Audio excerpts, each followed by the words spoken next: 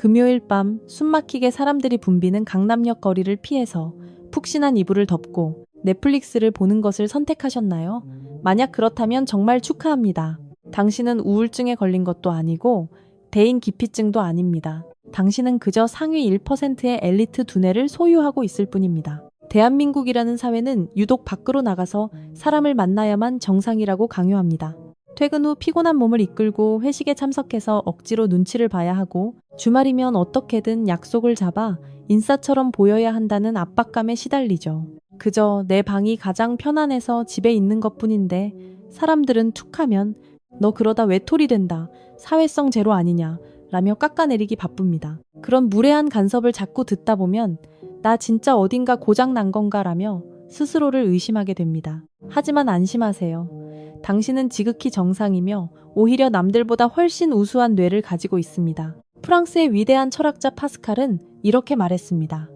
인류의 모든 불행은 단 하나에서 비롯된다. 방 안에 혼자 조용히 머무를 줄 모른다는 것이다. 대다수의 사람들은 자기 자신과 단둘이 있는 고독을 견디지 못해서 의미 없는 술자리나 얕은 인간관계를 찾아 헤맵니다. 하지만 당신은 다릅니다.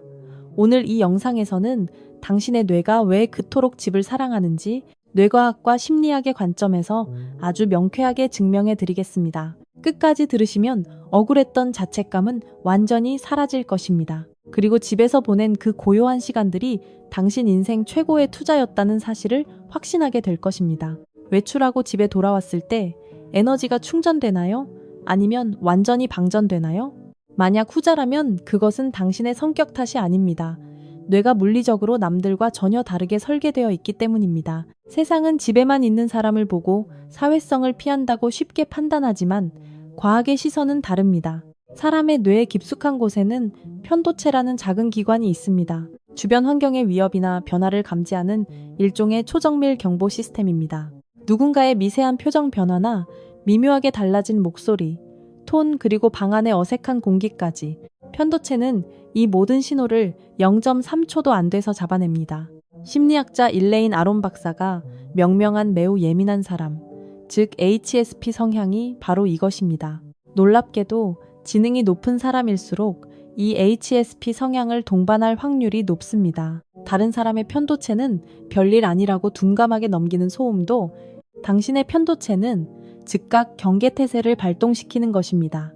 여기에 더해 뇌의 앞쪽에는 상황을 판단하고 복잡한 정보를 종합하는 관제탑인 전전두엽이 존재합니다. 연구에 따르면 혼자 있는 시간을 선호하는 사람들은 가만히 쉴 때조차 이 전전두엽의 활동량이 평균보다 월등히 높습니다. 이해하기 쉽게 비유해 보겠습니다. 보통 사람의 뇌가 480p 해상도의 구형 디지털 카메라라면 당신의 뇌는 8K 초고화질 시네마 카메라입니다. 화질이 압도적으로 좋은 대신 파일 하나의 용량이 어마어마하죠.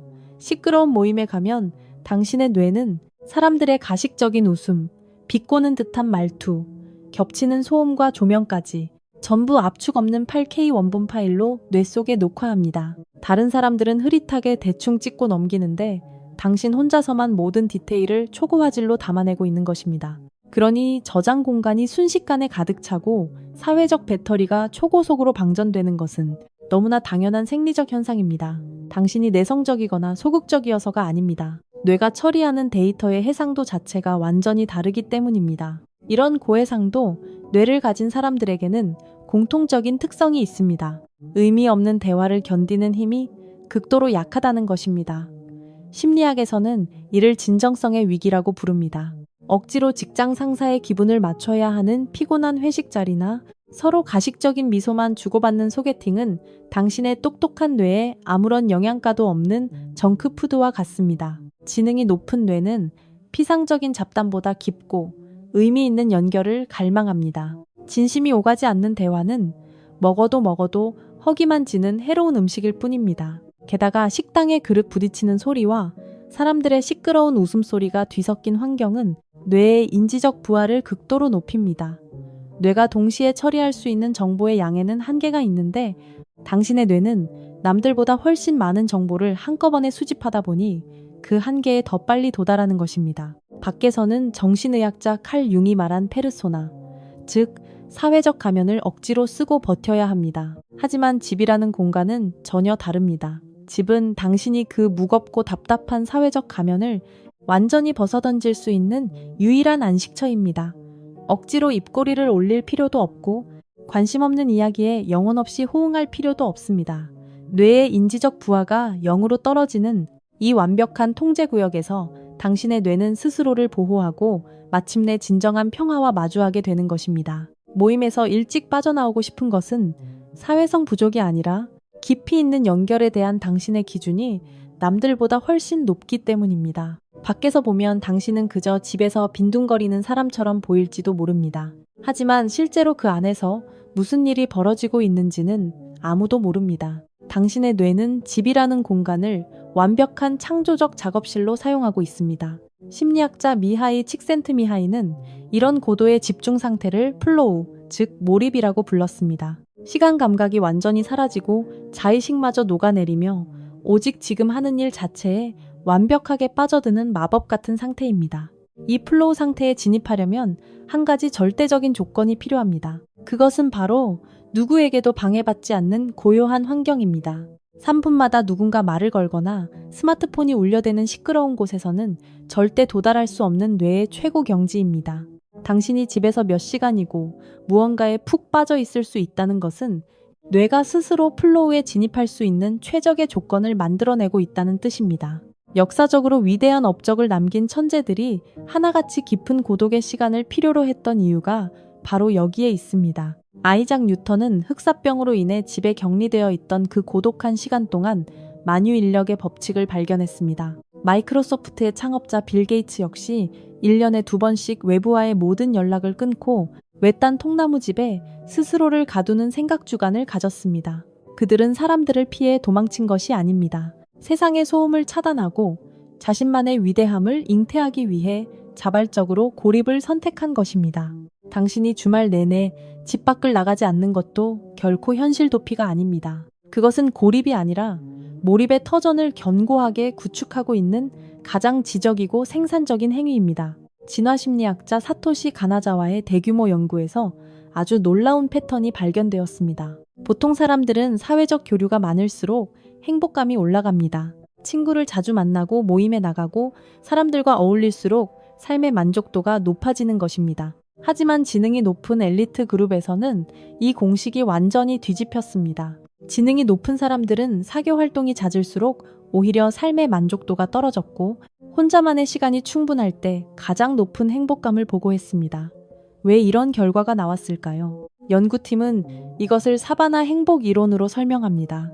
우리의 먼 조상들은 척박한 초원에서 살아남기 위해 반드시 무리를 지어 생활해야 했습니다.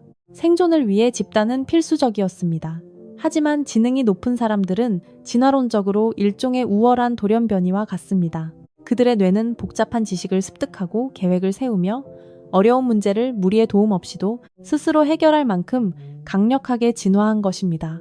그들에게는 무의미한 타인의 존재가 오히려 장기적인 목표 달성을 방해하는 귀찮은 장애물로 인식됩니다. 최근 한국 사회에서는 포모, 즉 남들보다 뒤처지는 것에 대한 두려움의 반대말인 조모 현상이 크게 유행하고 있습니다.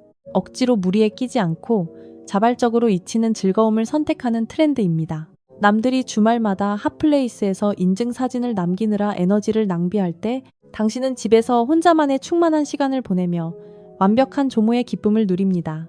당신의 똑똑한 뇌는 지금 당장의 가벼운 유희보다 자기 내면에서 조용히 쌓아 올리고 있는 지적 성취에 훨씬 더 큰 가치를 두고 있기 때문입니다.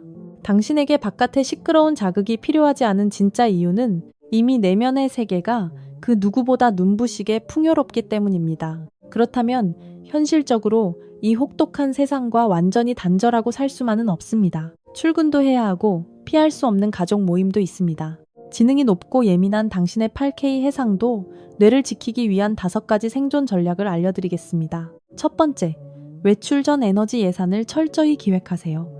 오늘 쓸 사회적 에너지는 딱 50%까지만 쓴다고 명확히 정하는 것입니다. 처음 20분은 관찰자로 분위기만 파악하고 중간에 반드시 혼자만의 시간을 확보하세요. 이것은 도망이 아니라 프로 마라톤 선수처럼 체력을 안배하는 지혜입니다. 두 번째, 다가오는 추석 같은 명절에 친척들이 던지는 무례한 질문에 즉각 반응하지 마세요. 너는 왜 맨날 집에만 있냐는 공격을 받으면 편도체가 즉각 방어하려고 요동칩니다. 이때 딱 3초만 속으로 숫자를 세십시오. 이 3초의 고요함이 전전두엽에게 이성적인 판단을 내릴 시간을 벌어줍니다. 그 후 차분하게 대답하면 상대방의 무례한 태도를 단숨에 제압할 수 있습니다. 세 번째, 집 밖에도 나만의 안전구역을 만드세요. 지옥철이라 불리는 출퇴근길 서울 지하철 2호선 콩나물 시루 속에서도 노이즈 캔슬링 이어폰 하나면 세상과 단절된 완벽한 투명집을 지을 수 있습니다. 늘 가는 카페의 같은 자리에서 똑같은 음료를 마시는 루틴을 반복하면 뇌는 그 장소 역시 완벽히 안전하다고 학습하게 됩니다.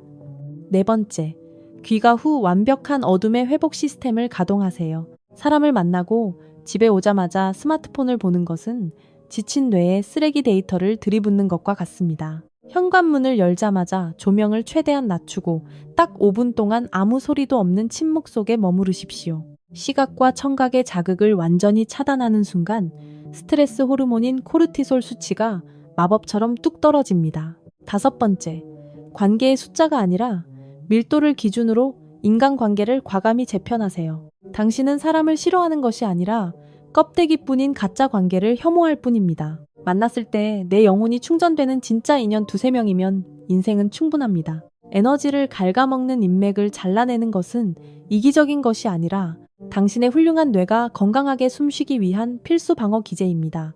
당신은 고장나서 수리해야 할 낡은 라디오가 아닙니다. 당신은 고주파를 송수신하는 최고급 인공위성 기지국입니다. 군중이 만들어내는 시끄러운 잡음에 억지로 당신의 주파수를 맞추려고 애쓰지 마십시오. 오늘 밤 잠들기 전 방에 불을 끄고 딱 5분만 눈을 감고 호흡을 느껴보세요. 그리고 마음속으로 나는 문제가 없다. 나는 나에게 가장 완벽한 세상을 만들어가는 중이다라고 반복해서 말해주십시오. 이 작은 외침이 당신의 뇌를 리프로그래밍하는 강력한 주문이 될 것입니다. 만약 오늘 이 영상이 그동안 숨겨왔던 당신의 속마음을 대신 말해주었다면 당신이 집에서 가장 좋아하는 작은 공간이 어디인지 댓글로 남겨주세요. 당신이 남긴 그 한 줄의 위로가 어딘가에 있을 상위 1% 주파수를 가진 누군가에게는 따뜻한 구원의 포옹이 될 것입니다. 우리는 각자의 집에 머물러 있지만 결코 혼자가 아닙니다.